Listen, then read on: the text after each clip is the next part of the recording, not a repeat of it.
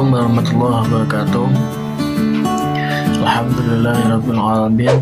Wassalatu wassalamu ala ashrafil anbiya'i wal mursalin Sayyidina wa habibina wa maulana Muhammadin amma ba'du. Yang saya hormati Ibu dosen mengampu mata kuliah pengembangan bahan hajar Ibu Rohmah Infantri MPDI dan teman-teman yang saya banggakan. Pada pertemuan kali ini, kelompok kami akan menyampaikan materi yang bertemakan mengenal kurikulum. Nah, anggota dari kelompok 4 adalah Fitra Amalia, Gufron Ilhami, Anissa Windy Lestari, dan Syifa Nurul Mahfudzuh. Untuk yang materi pertama akan disampaikan oleh Syifa Nurul Mahfudzuh. Saya persilakan.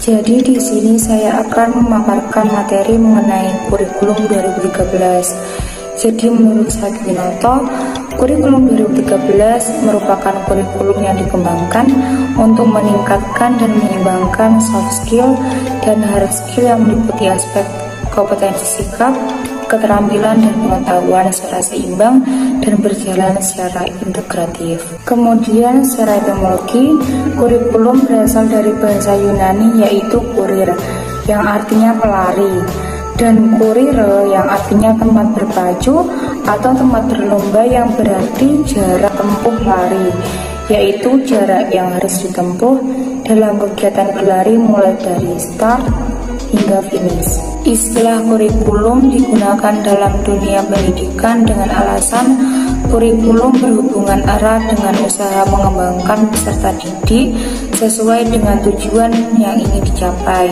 sehingga kurikulum memiliki beberapa aspek penting seperti perencanaan pengalaman belajar, program sebuah lembaga pendidikan yang diwujudkan dalam sebuah dokumen, serta hasil dari implementasi dokumen yang telah disusun. Materi yang kedua akan dibacakan oleh Mbak Anissa Windy Lestari. Saya persilakan. Materi selanjutnya adalah karakteristik kurikulum 2013. Kurikulum 2013 dirancang dengan karakteristik sebagai berikut. Yang pertama, mengembangkan keseimbangan antara pengembangan sikap, spiritual, dan sosial, rasa ingin tahu, kreativitas, kerjasama dengan kemampuan intelektual dan psikomotorik. Yang kedua, sekolah merupakan bagian dari masyarakat yang memberikan pengalaman belajar terencana di mana peserta didik menerapkan apa yang dipelajari di sekolah ke masyarakat dan memanfaatkan masyarakat sebagai sumber belajar. Yang ketiga, mengembangkan sikap, pengetahuan, dan keterampilan serta menerapkan dalam berbagai situasi di sekolah dan masyarakat. Yang keempat, memberi waktu yang leluasa untuk mengembangkan berbagai sikap, pengetahuan, dan keterampilan. Dan yang terakhir, kompetensi dinyatakan dalam bentuk kompetensi inti kelas dan dirinci lebih lanjut dalam kompetensi dasar mata pelajaran. Untuk materi ketiga akan saya bawakan sendiri. Proses pembelajaran kurikulum 2013. Dalam lampiran peraturan menteri disebutkan tentang mengenai proses pembelajaran, yaitu bahwa peserta didik dipandang sebagai subjek yang memiliki kemampuan untuk secara aktif mencari, mengolah, mengkonstruksi, dan menggunakan pengetahuan. Sejalan dengan pandangan tersebut, pembelajaran harus berkenaan dengan kesempatan yang diberikan kepada peserta didik untuk mengkonstruksikan pengetahuan dalam proses aktifnya. Selanjutnya, agar benar-benar memahami dan dapat menerapkan pengetahuan peserta didik, perlu didorong untuk bekerja memecahkan masalah, menentukan segala sesuatu yang untuk dirinya dan berupaya keras mewujudkan ide-idenya. Adapun desain pembelajaran kurikulum yang ada di kurikulum 2013. Yang pertama, pendekatan saintifik. Pendekatan saintifik disebut juga pendekatan yang berbasis proses keilmuan. Artinya, dalam memperoleh pengetahuan itu secara sistematik.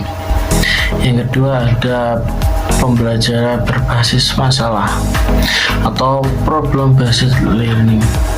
Pembelajaran ini adalah pembelajaran menggunakan permasalahan dalam kehidupan sehari-hari yang bersifat terbuka untuk diselesaikan oleh peserta didik untuk mengembangkan keterampilan berpikir, keterampilan menyelesaikan masalah, keterampilan sosial, keterampilan untuk belajar, dan memperoleh pengetahuan baru.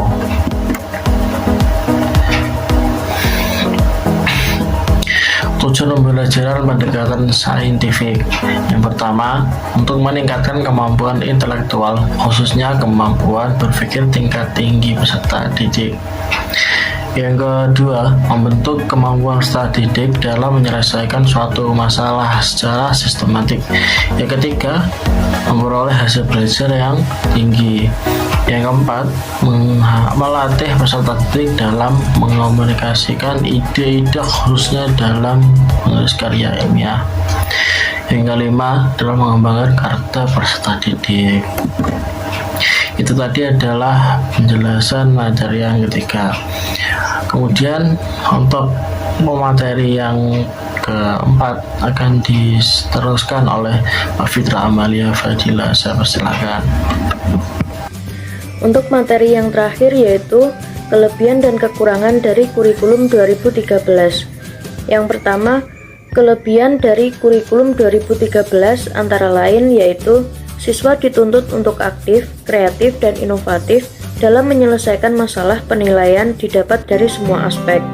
Yang kedua, pengambilan nilai siswa bukan hanya didapat dari nilai ujian saja, tetapi dari nilai kesopanan, religi, praktek, dan sikap. Yang ketiga yaitu ada pengembangan karakter dan pendidikan budi pekerti yang telah diintegrasikan ke dalam semua program studi kurikulum. Yang keempat yaitu berbasis kompetensi sesuai dengan tuntutan fungsi dan tujuan pendidikan nasional. Yang kelima yaitu kompetensi menggambarkan secara holistik domain sikap, keterampilan, dan pengetahuan. Untuk kelemahan dari kurikulum 2013 yaitu banyak guru yang beranggapan bahwa dengan kurikulum terbaru ini guru tidak perlu menjelaskan materinya. Dan sebagian besar guru belum siap konsep pendekatan saintifik, masih belum dipahami apalagi tentang metode pembelajaran yang kurang aplikatif disampaikan. Yang ketiga yaitu keterampilan merancang RPP dan penilaian autentik belum sepenuhnya dikuasai oleh guru. Yang keempat, tugas menganalisis SKL, KI, KD, buku siswa, dan buku guru belum sepenuhnya dikerjakan oleh guru dan masih banyak yang copy paste.